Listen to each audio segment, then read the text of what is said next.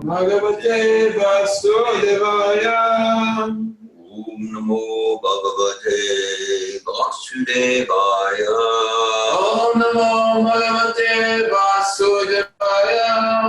Om Namo Bhagavate Vasudevaya. Om Namo Bhagavate Vasudevaya. Hare Krishna, good morning. It's March 26, 2020. We're reading from Bhagavad-gita as it is, chapter 15, entitled The Yoga of the Supreme Person, text 15. Text 15, Bhagavad-gita, chapter 15. That's my favorite verse. It's your favorite verse, and one of the Chandra says it's his favorite verse. Okay, so we'll start with the word for word. Sarvasya cha aham vridi sanivishta mata smiti jnanam apovanam cha vedai cha sarvai aham eva Vedya Vedanta Krit Veda Vid Eva Ta Aham Sarvasya Chaham Ridi Sanivisto Matasmitir Gyanam Apohanam Cha Vedeshta Sarvaraham Eva Vedya Vedanta Krit Veda Vid Eva Chaham Sarvasya Chaham Ridi Sanivisto Matasmitir Gyanam Apohanam Cha Vedeshta Sarvaraham Eva Vedyo Vedanta Krit Veda Vid Eva Chaham Sarvasya Chaham Ridi Sanivisto Matasmitir Gyanam Apohanam Cha Vedeshta Sarvaraham Eva Vedyo Vedanta Krit Veda Vid Eva Chaham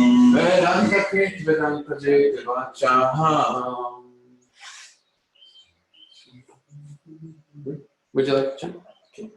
Sarvasya Chaham Vidisanivisto Vedasya Chaham Sarvasya Chaham Ridi Sanivisto Matasmiti Gyanam Apohanam Cha Matasmitir Gyanam Apohanam Cha Vedeshta Sarvaraham Eva Vedyo Vedeshta Sarvaraham Eva Vedyo Vedanta Krit Veda Vid Eva Chaham Vedanta Krit Veda Vid Eva Chaham Sarvasya Chaham Irdi Sanvishto Sarvasya Chaham Ridi Sanivisto Matasmitim Gyanam Apohanam Cha Matasmitir Gyanam Apohanam Cha Vedeshta Sarvayaham Eva Vidyo Vedeshta Sarvaraham Eva Vedyo Vedanta Krit Vedanta Vid Eva Chaham Vedanta Krit Veda Vid Eva Chaham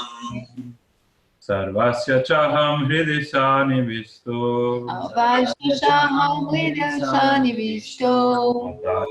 Gyanam Apohanam Cha Vedasya Sarvaraham Eva Vedyo Vedanta Krit Veda Vid Eva Chaham Sarvasya Chaham Hridisanivisto Matasmitir Gyanam Apohanam Cha Sarvaraham Eva Vedyo Vedanta Krit Veda Veda Videva Chaham Vedanta Krit Veda Videva Chaham Sarvasya Chaham Hridisa Nivishto Sarvasya Chaham Hridisa Nivisto Mata Smritim Jnanam Apohanam Cha Mata Smriti Jnanam Apohanam Cha Vedaischa Sarverahameva Vedyo Vedaischa Sarverahame Vedyo Vedanta Krit Veda Vid Eva Chaham Vedanta Krit Veda Videva Chaham Sarvasya Chaham Hridisa Nivishto Sarvasya Chaham Hridisa Nivishto Mata Smriti Jnanam Apohanam Cha Mata Smriti Jnanam Apohanam Cha Vedescha Sarveraham Eva Vedyo Vedasya Sarverahameva Vedyo Vedanta Krit Veda Vid Eva Chaham Vedanta Krit Veda Videva Chaham.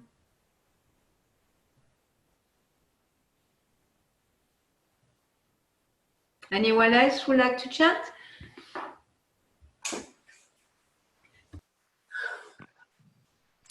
Sarvasya Chaham Hridisa Nivishto Sarvasya Chaham Hridisa Nivishto Mataha Smritir Jnanam Apohanam Cha Smriti Jnanam Apohanam Cha Vedaischa Sarveraham Eva Vedyo Vedaischa Sarverahameva Vedyo Vedanta Krede Veda Videva Chaham Vedanta Krit Veda Videva Chaham Sarvasya Chaham Hridisa Nivishto Sarvasya Chaham Hridisa Nivishto Mata Smriti Jnanam Apohanam Cha Mata Smriti Jnanam Apohanam Cha Vedasya Sarverahameva Vedyo Vedaischa Sarverahameva Vedyo Vedanta Krit Veda Videva Chaham Vedanta Krit Veda Chaham Sarvasya, Sarvasya, of all living beings, of all living beings, Cha, Cha, and and Aham, Aham, I, I, Ridi, Vedi, in the heart, in the heart, Sanivishta, Nivishta, being situated, being situated, Mata, Mata, from me, from me, Smriti, Smriti, remembrance, remembrance, Jnanam, Jnanam, knowledge, knowledge, Pohanam Cha, Pohanam Cha, and forgetfulness, and forgetfulness, Vedai, Vedai, by the Vedas, by the Vedas, Cha, Cha, also, also, Sarvai, Sarvai, all, all, Aham, Aham, I am, Eva, Eva, certainly, certainly, Vedya, Vedya, knowable, knowable, Vedanta Krit, Vedanta Krit, the compiler of the Vedanta, the compiler of Vedanta, Vedavit, Veda, the knower of the Vedas, knower of the Vedas, Eva, Eva, certainly, certainly, Cha, Cha, and and Aham, Aham, I. I. Okay. Translation. I am seated in everyone's heart, and from me come remembrance, knowledge, and forgetfulness. By all the Vedas am I to be known. Indeed, I am the compiler of Vedanta, and I am the knower of the Vedas. Purport by His Divine Grace A.E.C. Bhaktivedanta Swami Prabhupada. This is Bhagavad-gita, chapter 15, entitled The Yoga of the Supreme Person, text 15. The Supreme Lord is situated as Paramatma in everyone's heart, and it is from Him that all activities are initiated.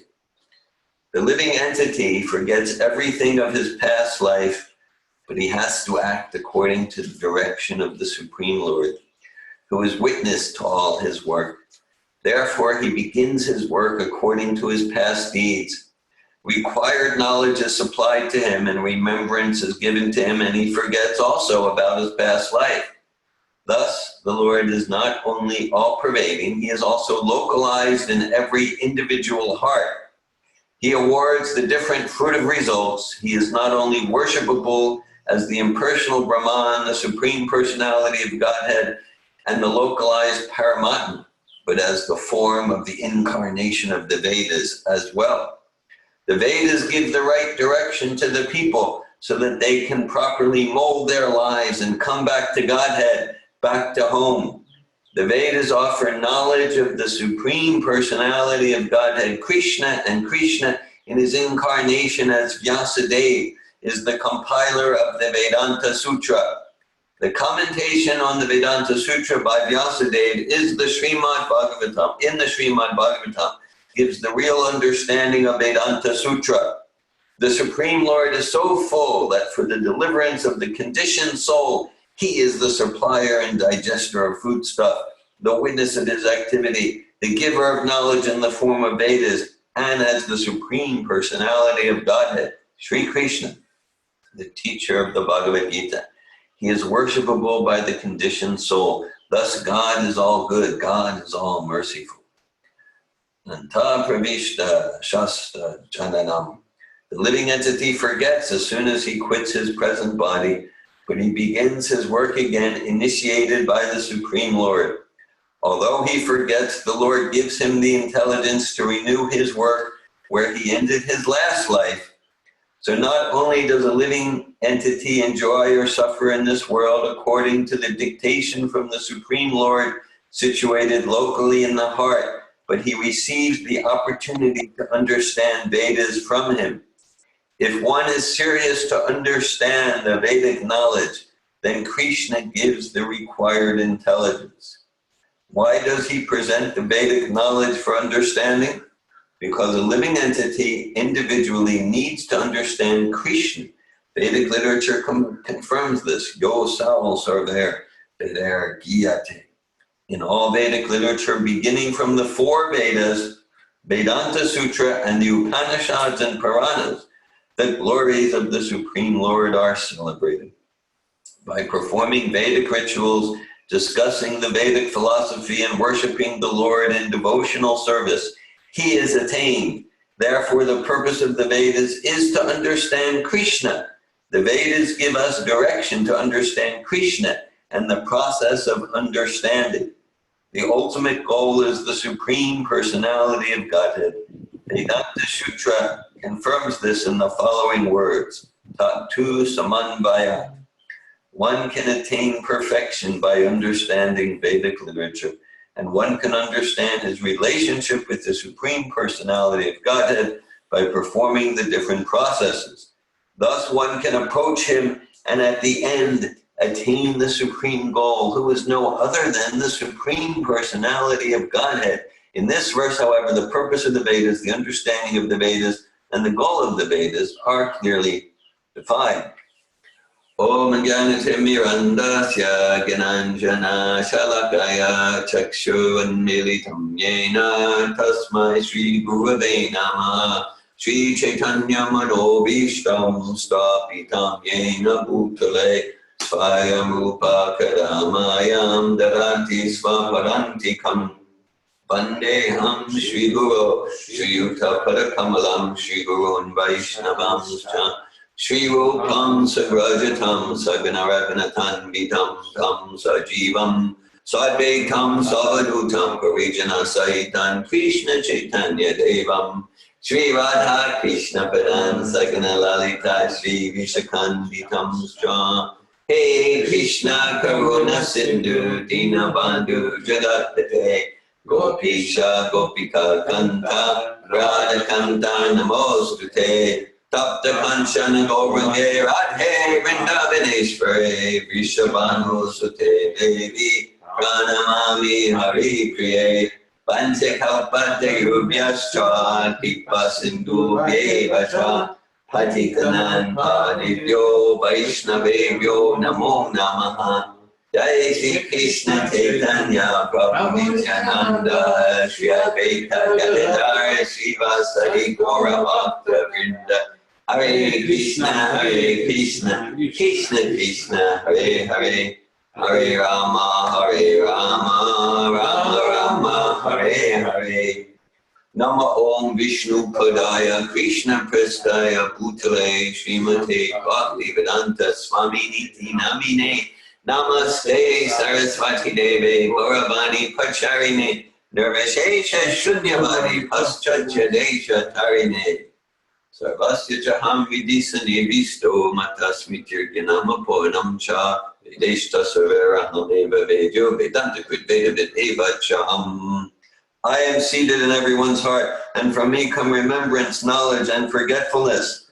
By all the Vedas am I to be known. Indeed, I am the compiler of Vedanta, and I am the knower of the Vedas. So, this is a very appealing verse in many ways. Prominent amongst them is like, let's say if I forget something that happened yesterday, or something important that happened whenever, and then anyhow, so where did that forgetfulness come from? Comes from Krishna. Yes. So now we know who to blame. Yes, exactly. Precisely. Yeah. Yes, I feel understood. So this all comes from Krishna. So that's definitely an attractive feature of this verse. Okay. And then okay. So this is Sarvasya Chaham Vidi. Vidi means heart. So this is a super soul verse. Later in Bhagavad-gita, Krishna says, Ishvara Sarvabhutana Videsha Arjuna Tishtati Brahmayan Sarvabhutani Yachudani Mayaya. This is maybe someone trying to say something. Hare Krishna. Okay.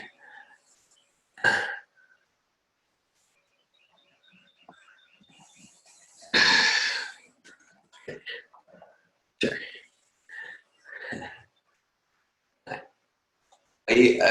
Are you hearing me okay? Yeah, we're good. Very good. Great. Okay.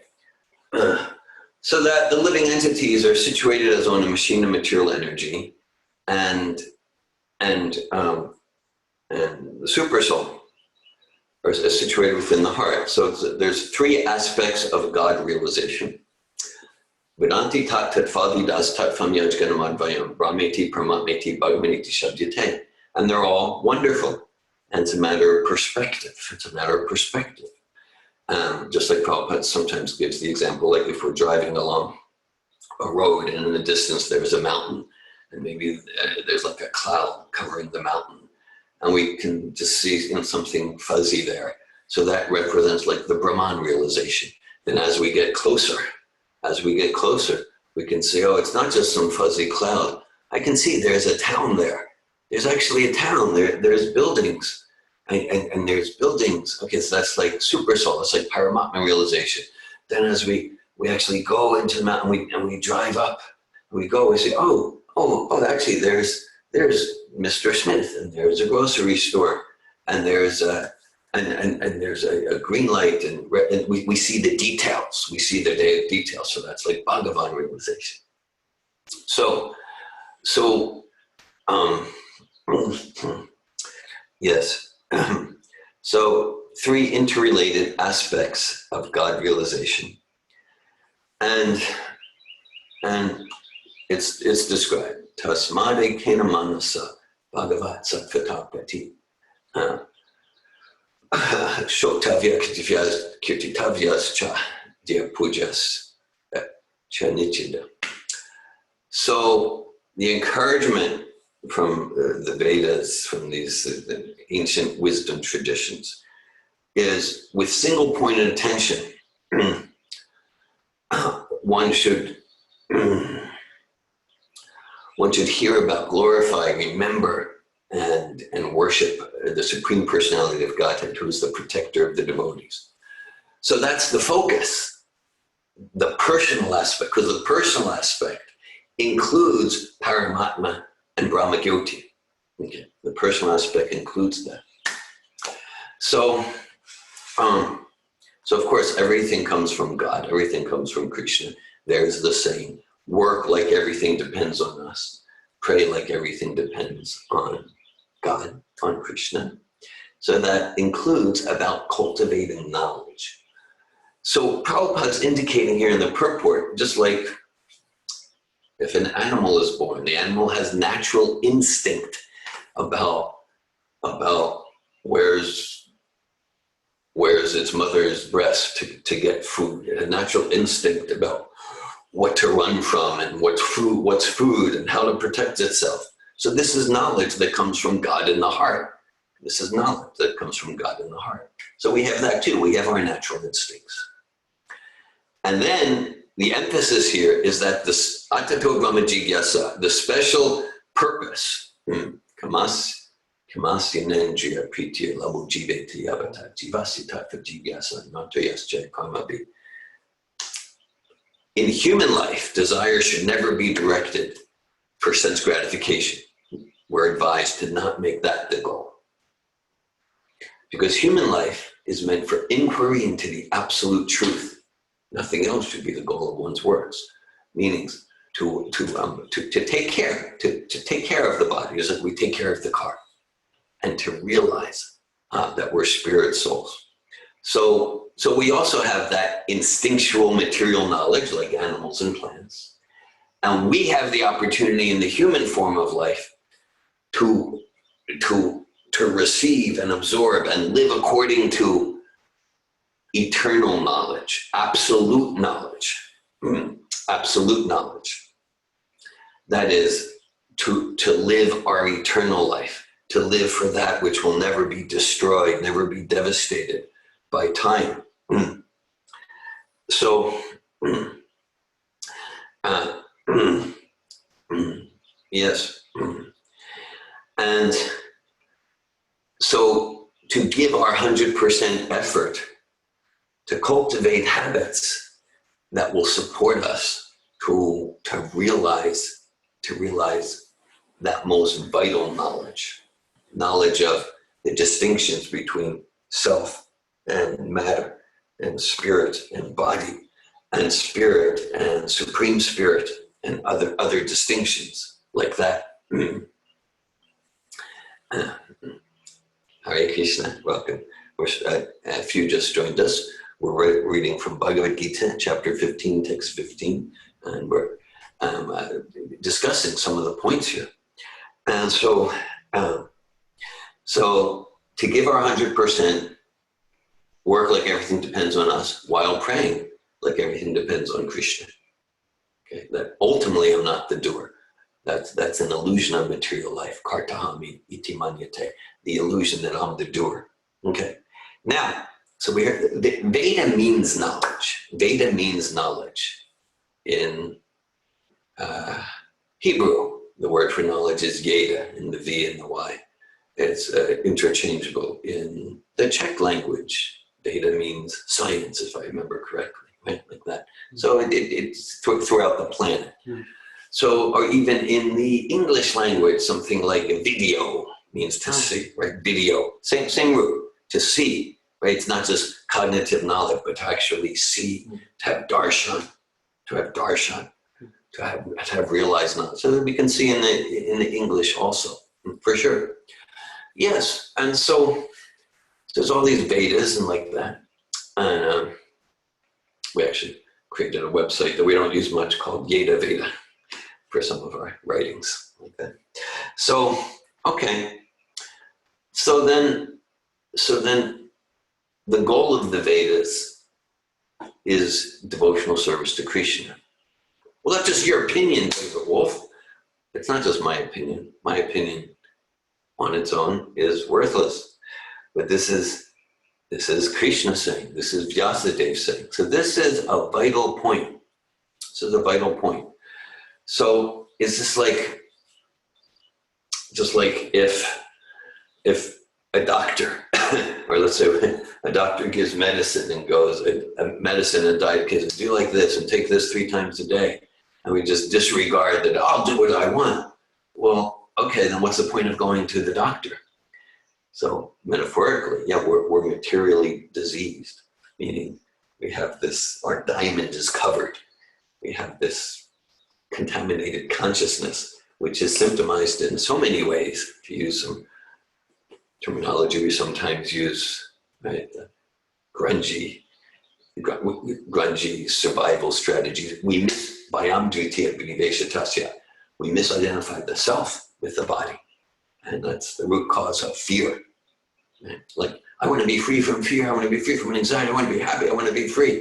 Okay, so do our work 100% each day, each hour. We have the opportunity to give ourselves up to fully, to disentangle ourselves from the illusion that we are the body. This is the root cause of anxiety, of fear. We do that, we're in Vaikuntha. And this is the process to do it. This is the process.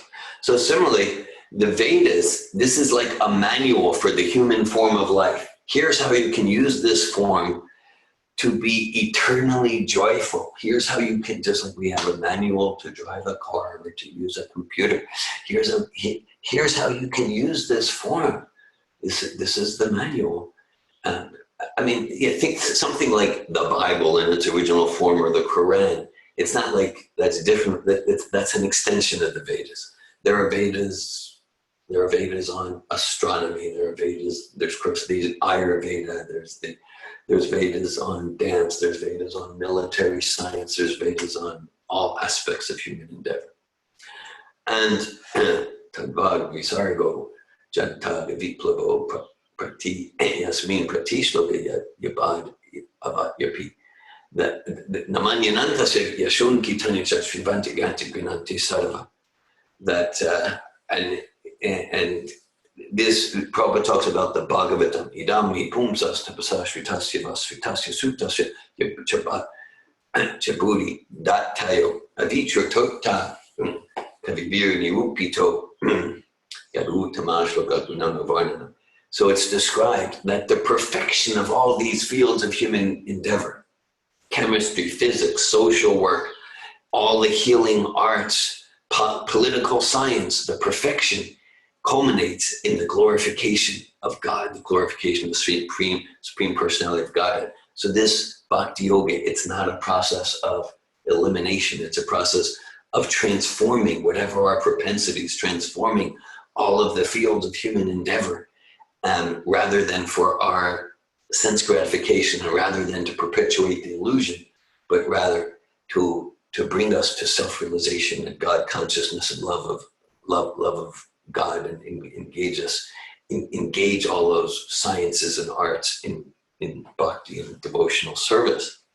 So the Vedas say, look, if you want to understand what the Vedas are about, here's the way to do it. Okay, here's the way to do it. This term, because people are, yoga, dharma, guru, different terms that come from the Vedas. So, who wrote the Vedas? Wrote might not be the exact term. Who compiled the Vedas? Who wrote the Vedas? What? I don't know, some guy, I guess. I don't know. So this verse describes that Krishna, he compiled the Vedas. The Vedas are eternal. They exist in Shabda Brahman. They exist in Shruti. They exist in sound vibration eternally. And they were written down about 5,000 years ago in terms of an alternate perspective. If we look at the archaeological record, we might find, there's really no record of writing more than about 5,000 years ago. Okay, so maybe that's the evidence. So we can interpret that evidence that people were just too stupid to write.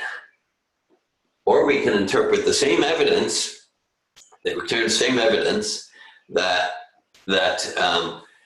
and according to the Vedas, till about 5,000 years ago, practically everyone was what's called a Shrutidar. It means they heard something once and they remembered it for the rest of their life. So then as people got stupider, we needed to write. So same evidence, different paradigm of interpretation. Interesting. Point for consideration. So the Vedas, so about 5,000 years ago, the Vedas were written down. Now Krishna says he wrote them. Now we don't hear about Krishna writing the Vedas, but we do. the Vedas were compiled by Vyasadeva, who's known as the literary incarnation of Krishna. He's the literary incarnation. So when Krishna in this verse says, I am the compiler of Vedanta, Vedanta Krit, and I am the knower of the Vedas. So he's talking about his incarnation as Vyasadeva. And so Vyasadeva wrote all the Vedas, and it's the most extraordinary literary accomplishment in history. And he was discouraged because he could see people in this age who are not Shrutidars, right? Maybe some of us here have experience of hearing things and not remembering it forever. Maybe some of us have that experience. It's possible. So, yes. So Vyasadeva saw that this age, prayena payusha sabya, kalavasmin yugajana manda sumanda matyo manda bhagyu bhajuda. In this age, people more and more will tend to be not spiritually inclined, lazy. Even it says, try to imagine that in this age, people will tend to quarrel over petty trifles that have no significance. Could you imagine? Apparently there are some societies in Kali Yuga where people just quarrel over nothing. Unbelievable. Unbelievable, inconceivable, but we trust the Vedas on that one. We trust the Vedas. Okay, we might not have personal experience, but we trust the Vedas. Okay, so then quarreling over nothing, over insignificant trifles, and creating emotional violence and even physical violence, and let's go to war about it. So that's Kali Yuga, that signifies Kali Yuga.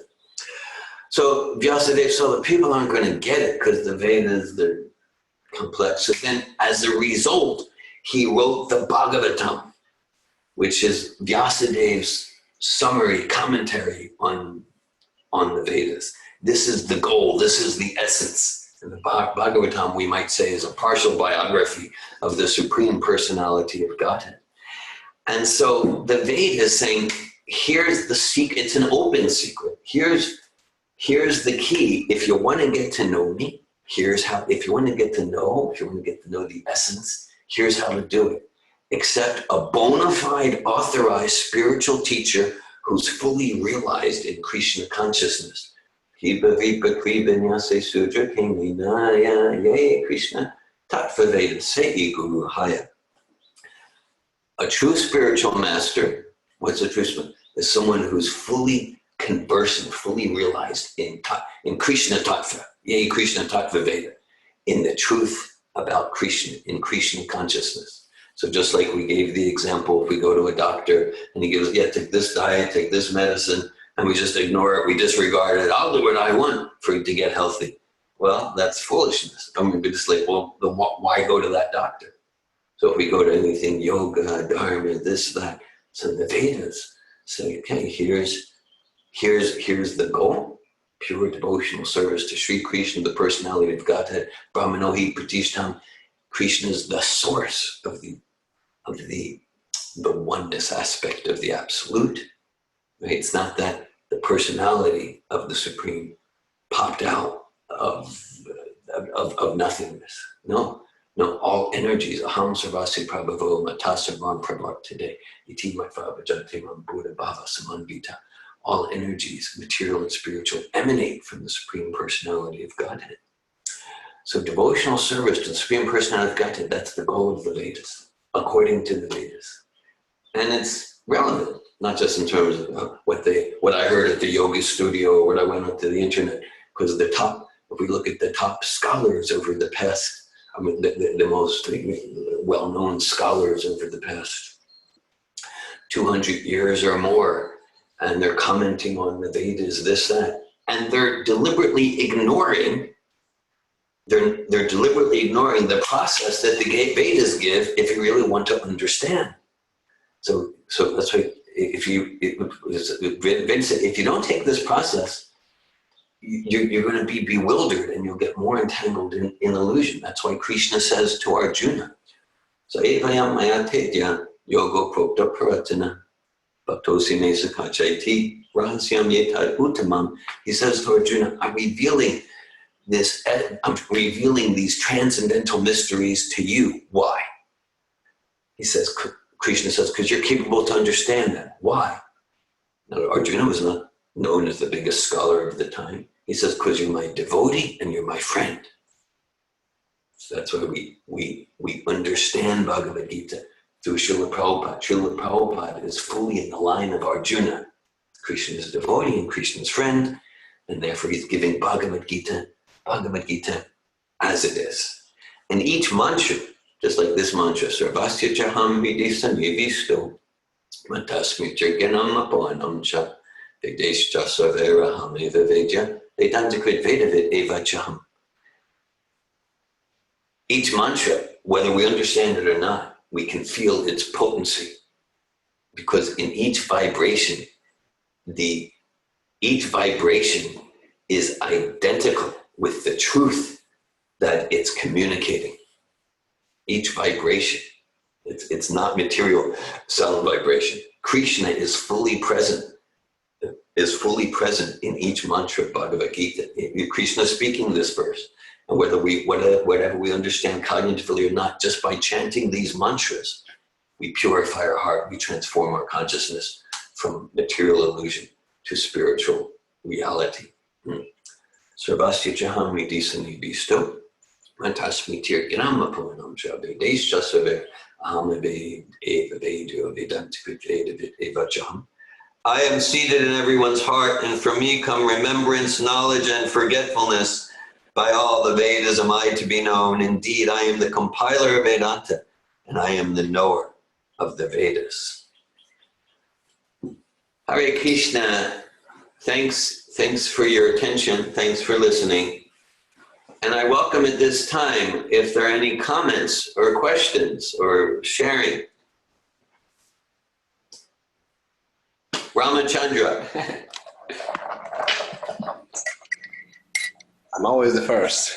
Hare Krishna, everybody. Cyril Prabhu, nice to see you. This is our godbrother from Cyril, from Montreal. Yeah. We had nice Nectar of Devotion sessions with Dear Govina 2017. So nice to have you here, Cyril. Yes, it is.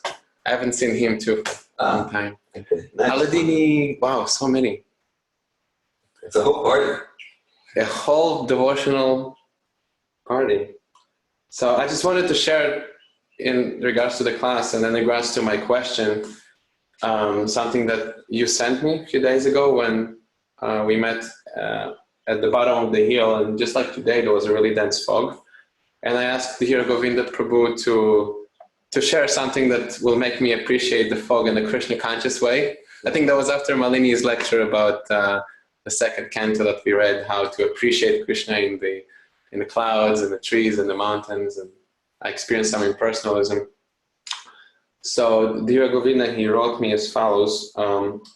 Only a rare person who has adopted complete unalloyed devotional service to Krishna can uproot the weeds of sinful actions with no possibility that they will revive. He can do this simply by discharging devotional service, just as the sun can immediately dissipate fog by its rays. This is from Srimad Bhagavatam, from the 6th canto. And my question in this connection is, you highlighted in a way how, in a sarcastic way, which I'm like too, I like sarcasm, that how quarrelsome is this age, and how it's like almost like natural. It is natural. Kali Yuga is natural to quarrel, and it's called the age of quarrel. Yeah, astrologically too. I was reading that today or tomorrow there's like a Saturn-Mars conjunction, which the last time it happened was Hiroshima and Nagasaki. So that they like expect some war or something crazy like that. But quarrel in general. And I was wondering, for amongst Krishna conscious devotees or Krishna conscious practitioners, or maybe not just, but is there really a way to have peace without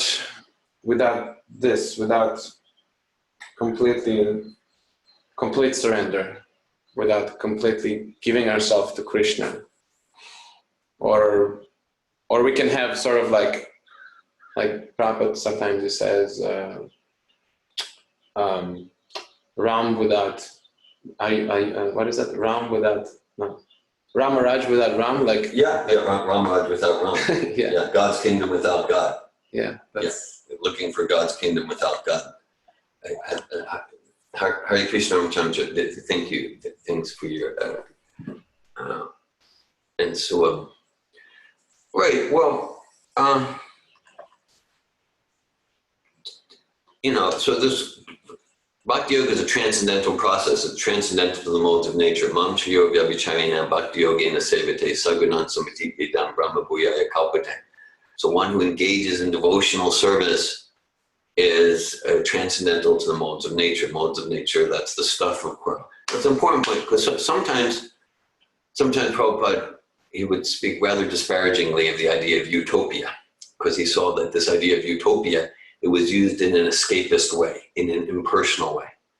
And when Prabhupada would see that, like, there were disagreements, he'd go, okay, well, that's a sign of personalism. That's a sign of personalism. We're not all one. We don't all have the same view and opinion. We're persons, so that's like a healthy thing. Now, of course, it's a healthy thing when it's dovetailed, when it's directed in an auspicious way. Otherwise, then that disagreement becomes petty quarrel, it becomes war, it becomes revenge, it becomes envy, jealousy, things like that. So the idea is to value the differences. We're persons, we're different persons, celebrate the differences, and endeavor to have a common mission. Prabhupada used the example of, like, if we drop pebbles in a pond, and if all the pebbles are in the center, each pebble might be different, but each pebble's in the center, and then the ripples resonate. And so if our center is Krishna, if our center is serving Krishna, then I'm a different person, you're a different person, everyone here, we got like 20 people here or something.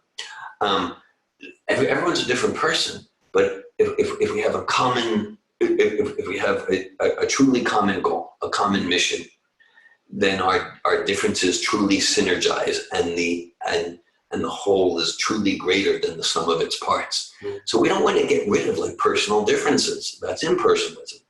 We want to utilize them cooperatively in the common mission. Okay,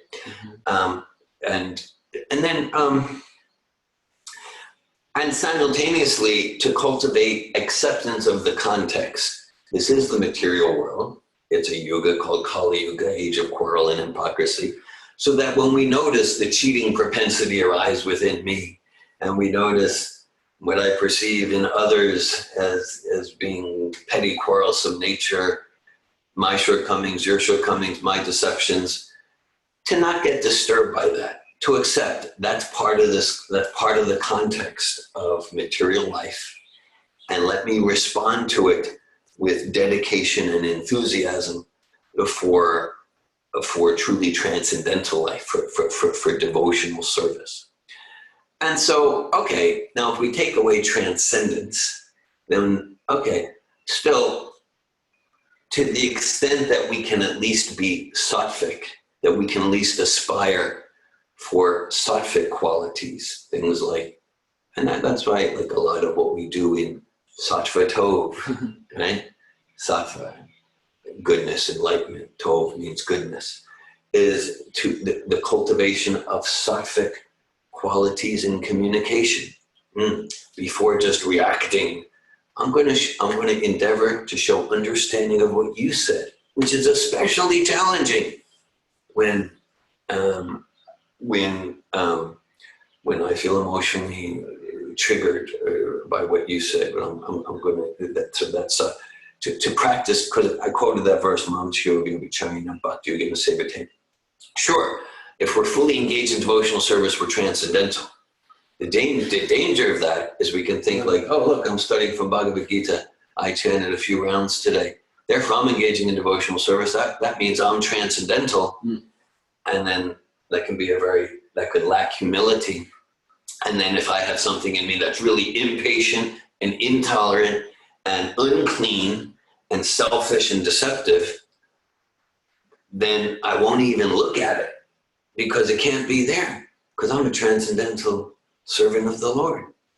So part of our process of bhakti yoga is to see where we're influenced by by passion and ignorance, where we're influenced by greed, lust, envy, jealousy, madness, like that, where we're influenced by that, and to notice it and pull those weeds in the heart.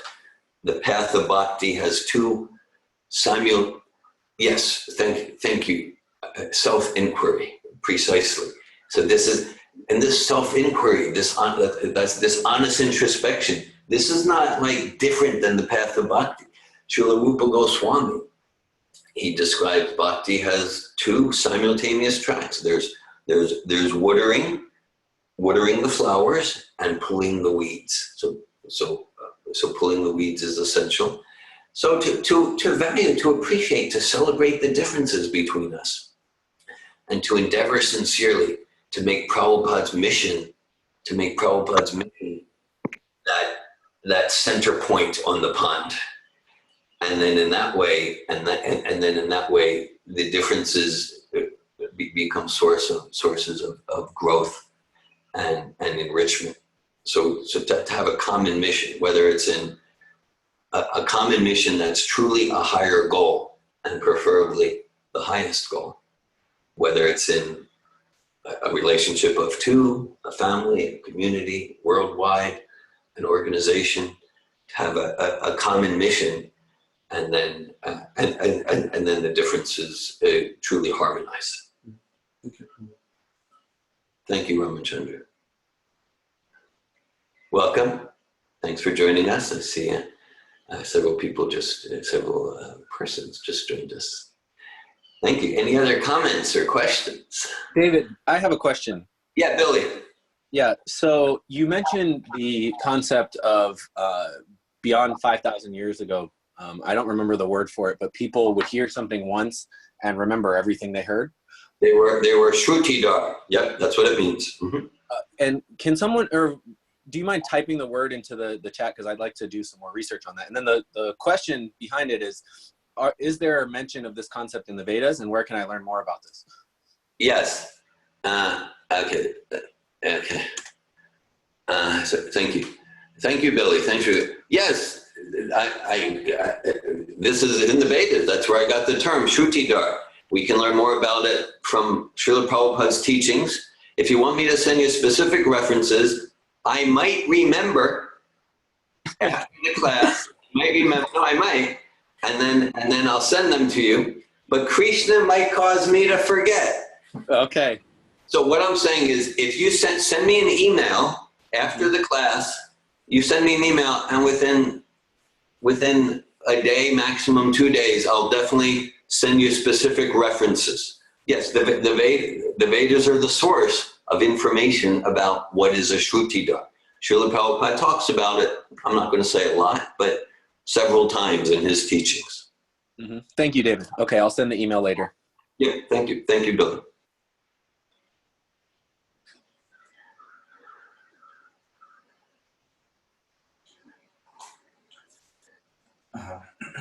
Bhakti Keith.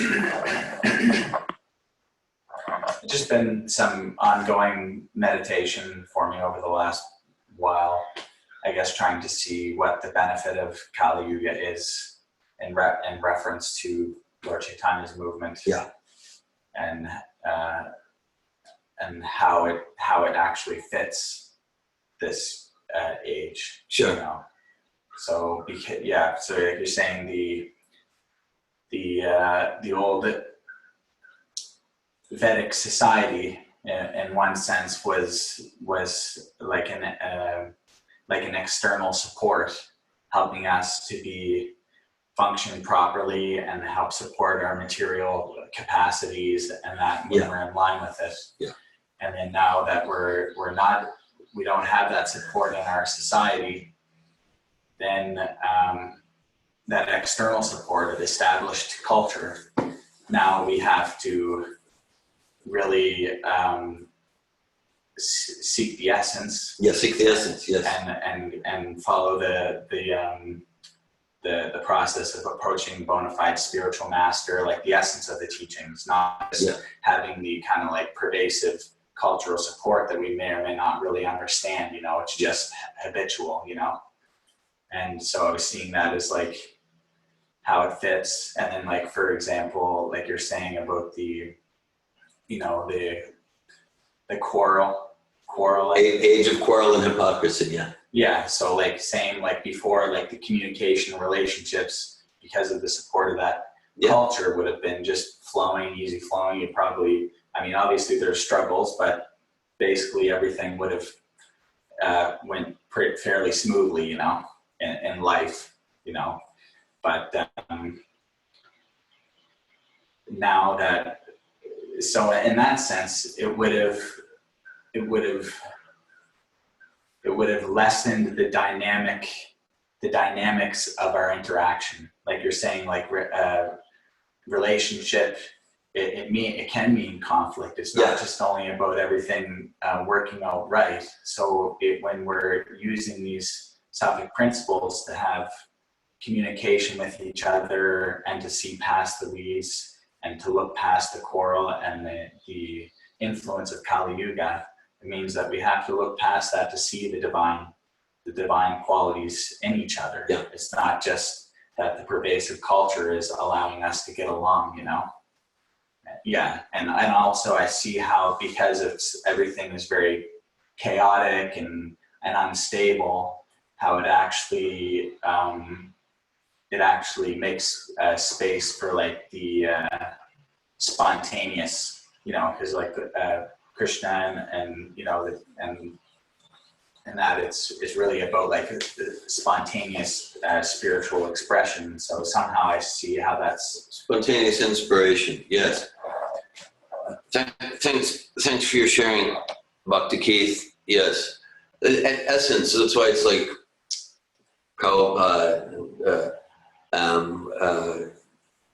So he gives like, so the Goswamis, it's described in the Upanishads, Itisho Dashakam Nam Nam Kalikamasanasanam. Hare Krishna, Krishna Krishna, Hare Hare, Hare Rama, Rama Rama, Hare Hare.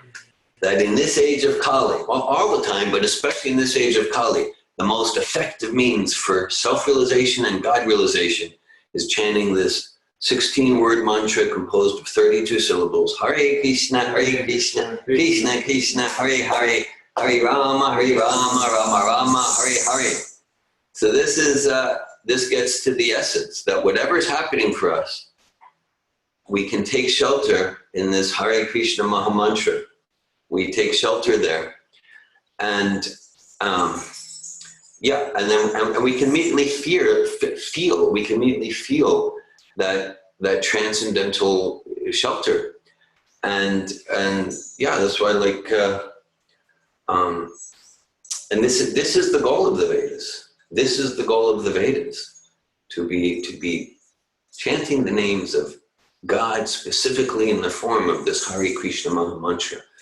It's very intimate names of the Supreme Personality of Godhead. We were hearing this morning as I was reading, Namo Chintamani Krishna Chaitanya Rasa Vigraha Purna Shuddho Nityamukto Vinat Van Nama Namino. That the name of Krishna is non-different from Krishna. Krishna is fully present in his name. That's why, again, whatever we understand or not, however deeply entangled we are in confusion and misery and depression and envy and hopelessness, we chant Hare Krishna and we're associated with God. And we experience that. And that's why, Prabhupada, he gave us the essence. He gave us the essence, and that's our fortune. That's our fortune. And our Prabhupada sometimes gives the example like he, along with all the Vaishnavacharyas, they're giving us the lifeline. We're drowning in the ocean of material existence. And then they said, and now it's your responsibility to grab the lifeline. No one's going to do that for you. Now, even for grabbing the lifeline, we can pray to Krishna. Krishna, please give me sincerity, intelligence, and strength to grab that lifeline. Still, we don't want to cultivate a victim-y relationship with God. It's our responsibility to grab that lifeline. And that lifeline consists of this essential, because Vyasadeva, he got a vision of the absolute truth, and that's Krishna, the Supreme Personality of God. So this is Vyasadeva, the compiler of the Vedas. We can reject it. Okay, then we're rejecting the Vedic conclusion. This is the Vedic conclusion.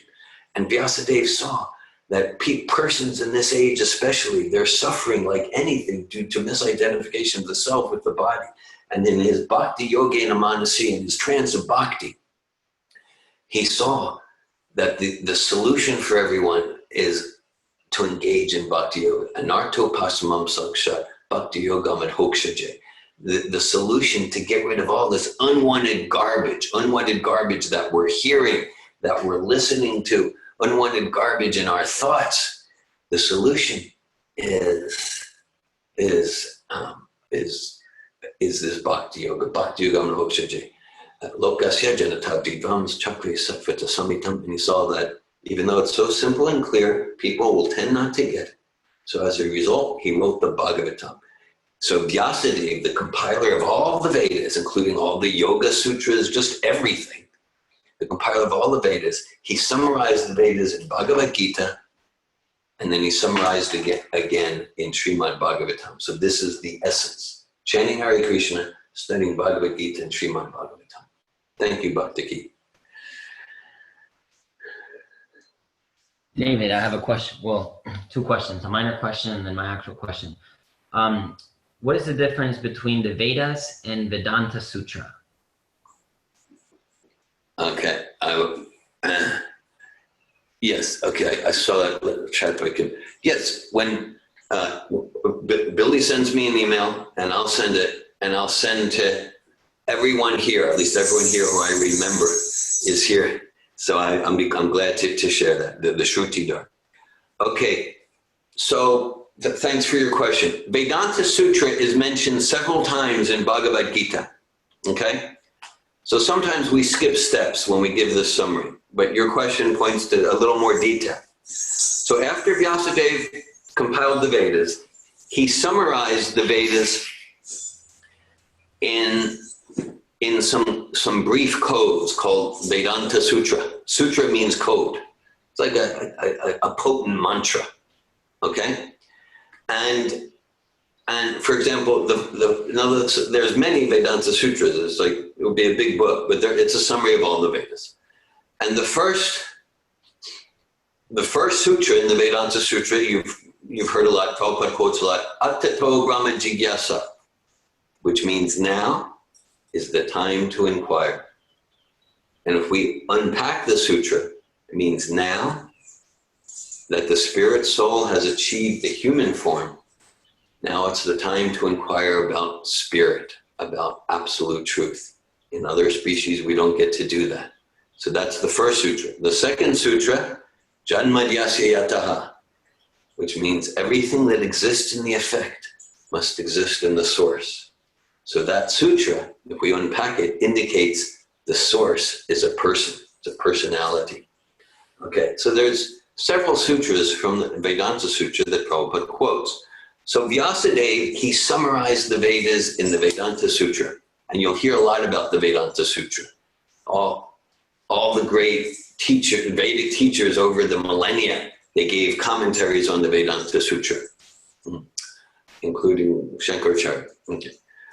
And then Vyasadeva saw that not only will people not get the Vedas, that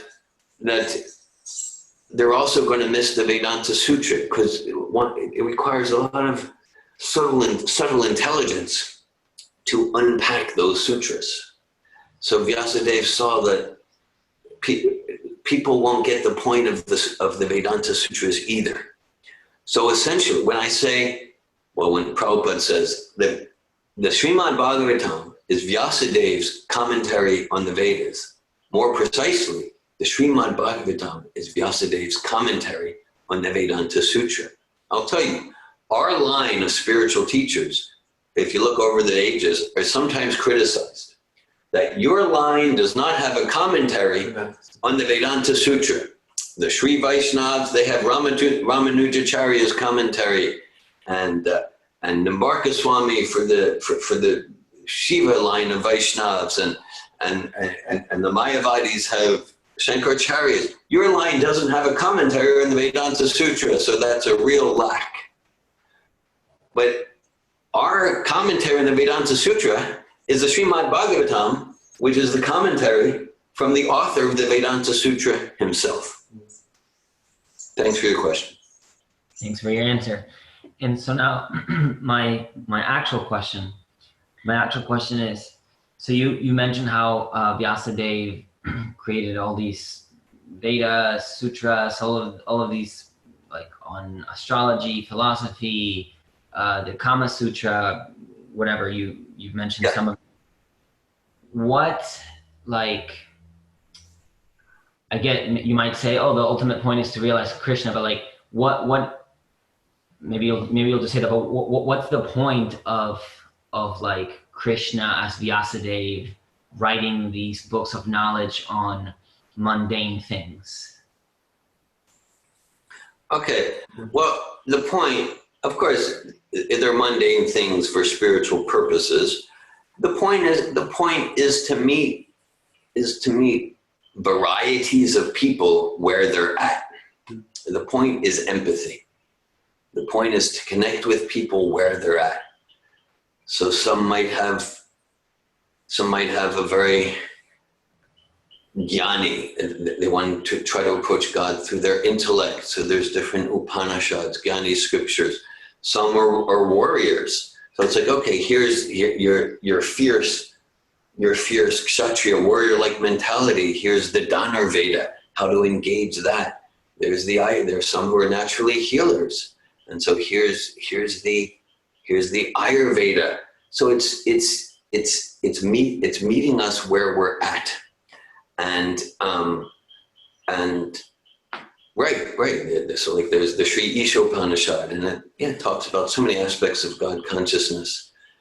At the same time, it goes Hiranmayena Patrina Satyasya Pitam Mukham, that Tattvam Pushana Pavrinu Satya Dharmaya Drishtaye, that ultimately the Upanishads, which tend to focus on the non-personal aspect of God, ultimately the Upanishads themselves pray, and now please, Supreme Lord, please remove the glaring effulgence of your white light, your dazzling white light, so I can see your smiling face. So the essential, just like, okay, the idea is, okay, bhakti yoga, and like be vegetarian, eat only prasadam.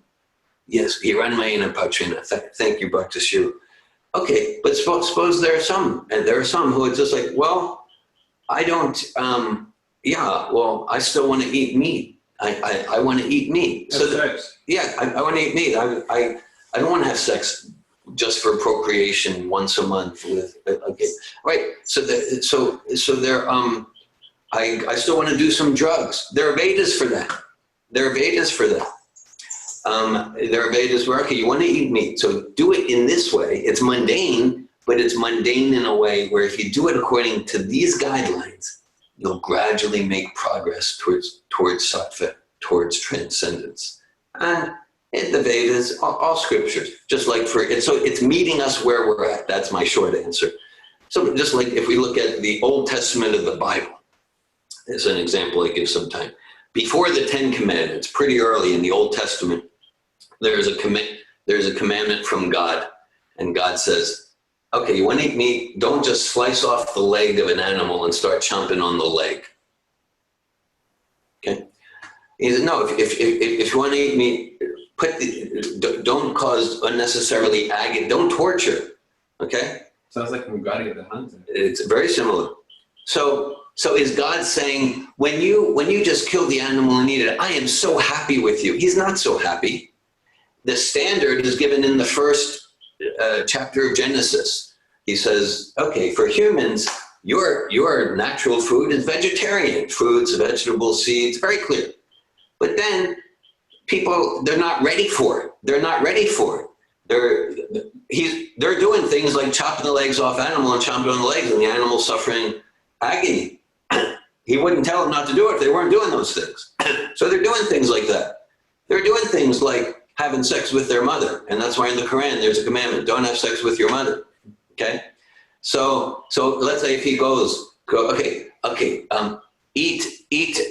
eat only vegetarian food that's offered with love and devotion to God. Well, no, that's not where they're at. That's not where they're at. Or have sex according to these very strict regulations. No, I mean, if they're having such like barbaric sort of activities. So meeting the Vedas and God either directly or through his representative meets people where they're at, and always fanning the spark of the soul to come to grow towards pure devotional service to Krishna. Thank you. Thank you. I have a question. Ladini Shanti. So from Krishna comes forgetfulness. I like it. So my question is I'm thinking, so the forgetfulness is also like about the laws of material nature. Like for example, if I steal something, I know that I might go to a prison. Like I know the rule. And then if I didn't know the rule, it's still in action, of course. Yeah. But I know the rule. But with this like Krishna's laws, it doesn't seem to me that people know the rules in the age of Kali Yuga. And so I'm like curious, like is it like pretending not to know? Like is it like the Paramatma telling everyone like don't have sex outside of marriage and don't drink alcohol and don't eat meat? Like is it like within the heart but we are numbing it? Or is it like that everyone has at least once in the life access to some scripture where it's actually like laid down? Because it seems like a little unfair, like if it's like pure forgetfulness, that we don't know the rules, but then the law is still in action. So I'm wondering about that. Yeah, thanks for that. Well, there's two metaphors that Prabhupada gives, and they can seem contradictory, but they're applied differently. So one is like a child might not understand about fire, but if a child touches fire, it will burn. Ignorance is no excuse. But then the other principle, and that's there in the Bhagavatam, that when we violate principles of humane living, when we violate principles of conscious living, of higher order laws, and if we do it and we're relatively in ignorance, there's less of a reaction. And if we do it in knowledge, there's more of a reaction. And so sure, like if someone who's kind of trained and knowledgeable goes and eats meat from a slaughterhouse, there's more of a reaction than if someone grew up in a family of hunters and this is what we do. This is what we do. And in the human form, we have everyone in the human form, wherever we're born, we have the capacity to be sincere. That's why the Vedanta Sutra starts, Atato Brahma Jigyasa. We have the capacity to inquire, to ask questions about what's the purpose of life and who am I? What happens after death? We have, and if we're sincere, then Erupe Brahmanda Brahmite Kuna Bhagavan Jiva Guru Krishna Prasadi Pai Bhakti Lata Beach. To the extent that we're sincere, then Krishna, God, will send us a bona fide spiritual master, maybe through his books, his representatives like that. So in the human, if due to our of course, it's no accident that we have a particular upbringing, right? If we were born in pretty gross ignorance, like most everyone in Western countries, well, of course we created that because we wanted that ignorance. And at the same time, so then the reaction is less, and then as we get more and more knowledge, then the reaction is more severe. That's a fact. And because with knowledge comes responsibility. Yeah. With knowledge comes, just like we can, let's say if we think in terms of a corporate organization. Okay, so someone is the janitor and they're cleaning the floors. Maybe they make a mistake and then the next day the bathroom's not clean or something. Okay, so it's like that. All right, but then someone with like great knowledge, the CEO of the $10 billion corporation. Okay, now he has a lot of knowledge and he has a lot of privileges. He gets a big salary. Now, if his mistake might be a $60 million mistake, and people lose their jobs, and people have become homeless because of his mistake. So with knowledge comes responsibility. That's a fact. That's a fact of human life. And so, so in any human form, the soul has the capacity to be sincere, and then super soul will reciprocate with that sincerity. Thank you, Ladine. And Cyril, I appreciate your comments about I'm sick of your burnt offerings and things like that. Thank you.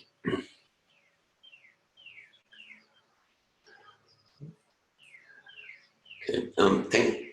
Thank you all for your presence, attention, and your sincerity. Hare Krishna, Bhagavad-gita ki jai, Srila Prabhupada ki jai, Hare Krishna. Hare Krishna.